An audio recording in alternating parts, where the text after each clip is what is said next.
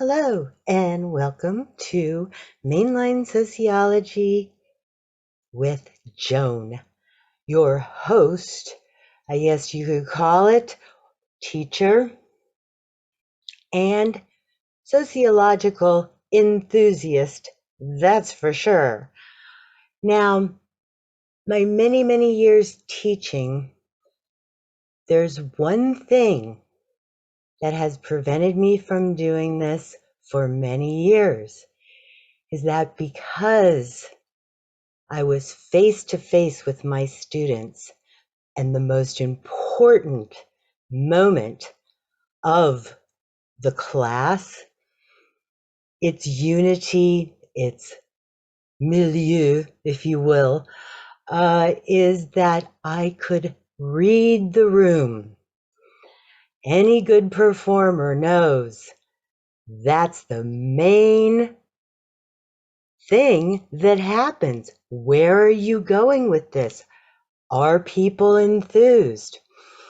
I spent many years in a copy band, and we would do different parties and so on and so forth. And sometimes we were surprised when we walked in. We thought it was going to be one kind of group, but it was another. So we changed our sets. I mean, you don't want to be doing rock and roll to an audience that loves country music. You would just bomb. So without the benefit of knowing who you are, you just have to be people out there in TV land. One thing I know for sure, you are so intelligent and you are seekers of knowledge, as we all are. And even when this is in the context of maybe, hey, I know what sociology is. I took a sociology class in college. Or, people say society all the time, and they've said it so many times that you think something out there in the world that someone can find. And that's not what society is. Forgive me, but society, the word, is a lot like God. People talk about God. People have talked about God throughout time or not talked about God. But no one has been able to bring God in for show and tell and put it on the desk and said, here's God. Now everyone can see it. That's the same thing that we struggle with as sociologists. No one can bring society in. I can't hold it in my hands. And the way we think about society is that we think of it as something outside of ourselves, something that we bump up against, something that has rules and codes of behavior and ways of being that make us either an in-group or an out-group or a marginalized group. But it's not out there. It's inside you. And dare I say, the same thing can be said about God. While we may believe God, the Heavenly Father, creator of us all and source of all there is something outside of us, something that we seek. As they say, we seek the face of the Lord. But God lives inside us. God is life. Now, I bring this up because, as you've probably noticed, things have been strange lately. very strange. And I hope that that thought is in your head, and that's the reason why you seek information. And we can share information. We all have information to share. Mine starts with sociology because that's my expertise. As much as I try to deny it, the way I look at life is through the lens of social theory that I fought so hard to learn. And just to tell you a little bit about myself, when I entered graduate school with a fellowship, and what a fellowship is the school pays for your tuition and also pays you a stipend to teach or assist in other research the department is engaged in. Well, at the time, I thought it was such a high honor, I dropped everything in my life to go to graduate school. That being said, I never took an intro to sociology class or any other lower division sociology classes. And even when I come from a family of academics and I had been going to school for a long time with a couple of degrees under my belt, just for fun, mind you, I needed a couple electives to finish up a degree, and there was a class called Sociology of the Family, and I thought, ooh, that sounds interesting, fits into my schedule, I'm in. It wasn't 5 minutes later until into the class when I remember the professor talking about different categories of families and children that I said, "You mean there's a science that explains my whole entire life based on a couple of variables? He's doing a great job up there telling me who I am." And so I got interested and I took a couple of other classes, and voila, I guess they liked my papers and I was offered this fellowship. When I entered into my cohort way back when, it was 1992 to be specific, I was older than the others in my cohort. What a cohort is a group of people who go through the process of the graduate education together, providing support for one another, sharing notes, discussing. It's a lot of fun, don't get me wrong. But because I was a few years older than the people there, I somehow automatically became the leader of this cohort. The others in my cohort had sociology undergrads, as they're called, or baccalaureate degrees, your 4-year degrees. Their whole lives for the last 4 years had been looking at sociology. Where me, I think I got into grad school because I used Frank Zappa as examples of one of the best sociologists I could think of. And I think it was delightful for the professor. I didn't know any better back then. But because I feel like I kind of jumped into the deep end of the pool and I didn't have any preconceived notions about sociology or society other than, wow, if they can plug a few variables into a 4x4 matrix and tell me the course of my life, well, I'm in. I'm always looking for answers. I was that kind of child and I'm that kind of adult. The question is, why?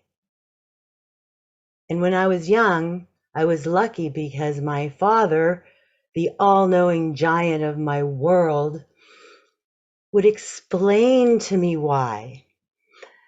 After he told me to tell him why I thought it was. So we'd have great conversations starting very early, and I would listen to what was then their cohort sit around and study like I did much later in my life. So I had the benefit of being around people who discussed ideas. They were interested in things. And I didn't realize how important that was until one day in my 20s, I remember asking my dad a question. Why? By this time, they had become very detailed. And he said, "Honey, I don't know." Well, you can imagine what that did to me. And I said, "What do you mean you don't know? You know everything." And he said, "Honey, I don't know is an answer." And I've carried this idea throughout my life. And it's very important and it's very wise to say, "I don't know." So it surprises you how many things you just don't know. You don't even know that you don't know them. And in my discussions with people lately, people don't know social theory. And sadly, that includes most of the academics in sociology today. Because if they knew social theory and its founders and its reasons, sociology would be a very different place to be. Now, the discipline is called sociology. Whenever you have an OGY on the end of a word, you can be fairly certain that's a science. All right, well, what is science? Well, how do we know things? How do we know anything? And this brief discussion on how we know things will be the critical point that I hope you start with when we start discussing the details, the ins and outs of social theory and perspectives. So, generally speaking, we know things in three distinct ways. We know them through mysticism, rationalism, and empiricism. Now, mysticism is not a pejorative by any stretch of the imagination, but mysticism is characterized by priests, authorities, people we believe know more than us, know better than us. So we listen to them pretty much and obey. Well, obedience is a bad word, really. The wrong word, maybe.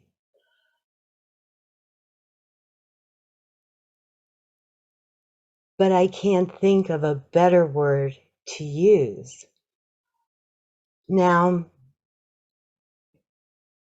it's really not our fault that we obey people. We've been bred to obey people. If you're a Westerner or you live in the United States and believe your roots, your generations were from the continent of Europe, for generations and generations, the authorities were the Pope and the Crown. And while many people didn't believe what they said, or maybe had a question, this was not allowed. You obeyed or you died, or worse, you were tortured. And I'd like to show a picture of the Tower of London here to show you how brutal the torture was and how much effort it took for the Crown and the Vatican to gain total control of the people. There's no disagreement about that. And folklore says that that's why many families came to the United States to escape that brutality that had slaughtered their generations. Unless you were obedient, of course, and then you were fine. So that kind of learning falls under the general category of mysticism. Now, all social organization, of course, was not under the crown and the papacy. Many societies throughout or across the world had shamans, had elders, had wise people who passed on stories. They observed things that others didn't see so much. And my favorite story about that is when settlers came in their big boats, well, maybe not settlers, but let's say the Spanish came in their big boats over to this continent. The ships were appearing, but no one saw them. The people standing on the shore saw strange ripples in the ocean. They saw shadows of something they couldn't identify. And the shaman kept watch. And he tried to tell people there's something out there coming in. I don't really know what it is because it was a big old giant square rigger sailboat. And that's not the kind of boats that they had around. It's something new for them to see. And maybe he convinced a few of them that there's some kind of object out there in the water, but maybe some people believed them. And as they believed, they began to see. And it wasn't until the ships hit the shore that everyone believed. It's like, boom, here they are. Oh, that's what he was talking about. It's not sea monsters, it's some kind of craft and it has people in it. So, hey, how you doing? So that's a good story. It's just a story, but it gives you an idea that there we do like to look to others that we have learned to trust. Like I looked to my dad, who answered all my questions and who told me sometimes we just don't know. And that's a kind of wisdom that I carried through my life. So you get the idea, someone of authority.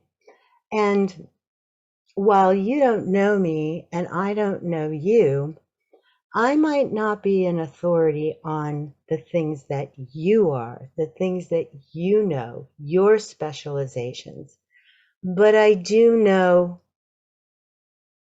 theory, and I have a sheepskin to prove it, a thesis to talk about.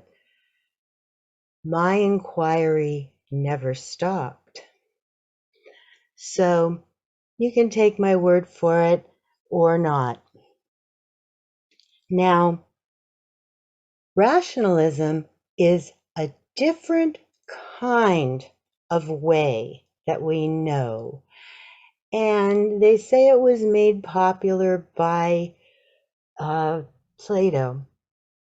And it involves logic and reason, something that's internal in us has the ability to go through sentences and see, hey, is that making sense to me? Is that logical? And as simple as that sounds, it's the most complicated way of knowing anything. We can learn that way, but can we know that way? Well, that's a question up for debate, and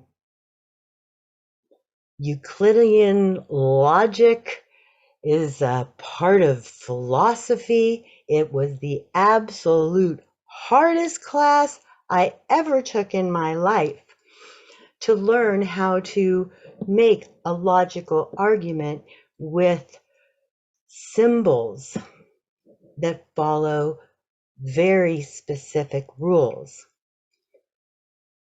So this is a popular way that people know things. They reason it out. They think about it.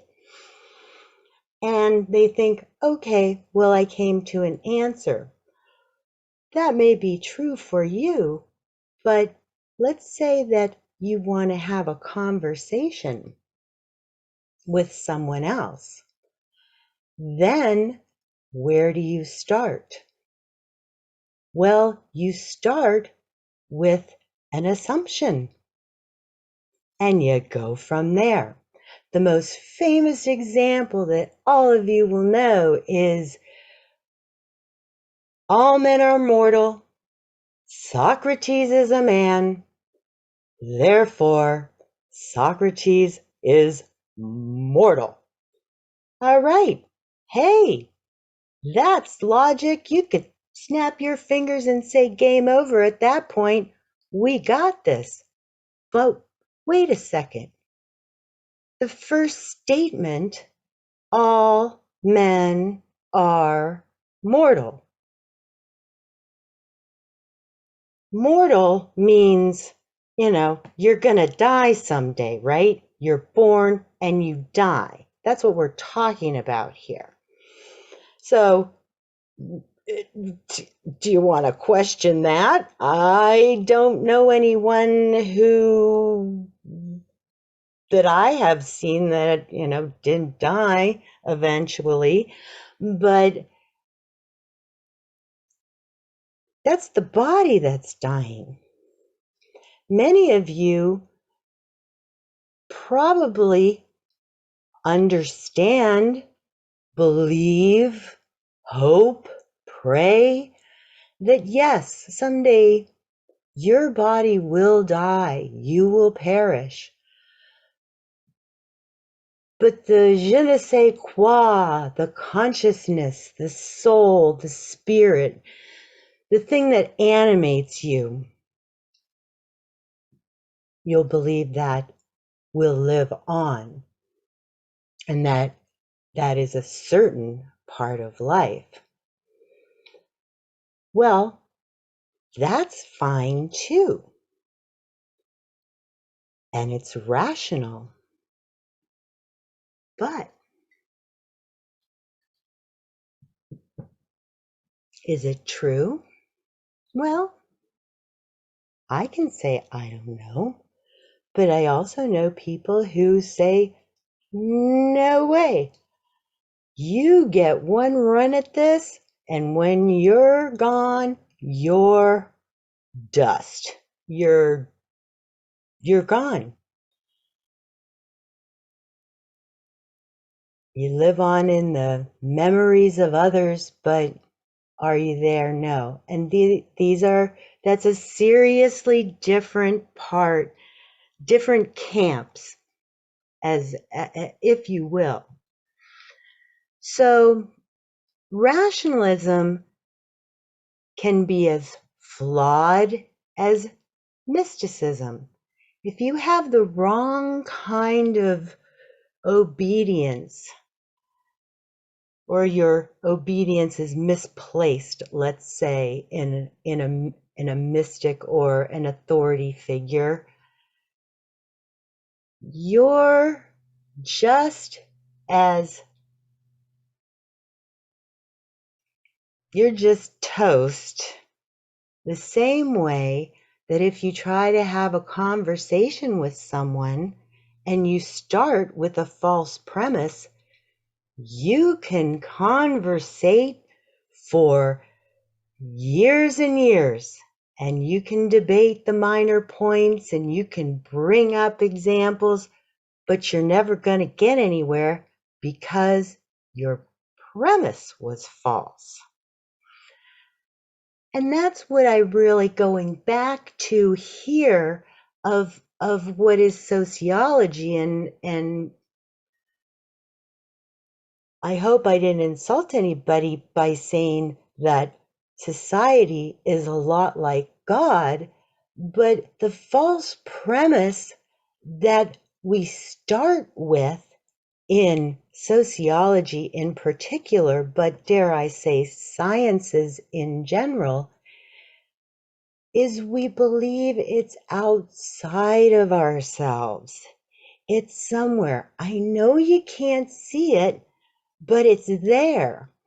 And I've had many conversations, as I'm sure you have, that start with and end with, well, that's society, right? Or if you have a beautiful faith in God, you will say, well, God will take care of it. So it's the same kind of idea that's it's outside of ourselves, but I need to change your mind about that because society does not exist out there. It is actively created as we think, behave, feel, consume,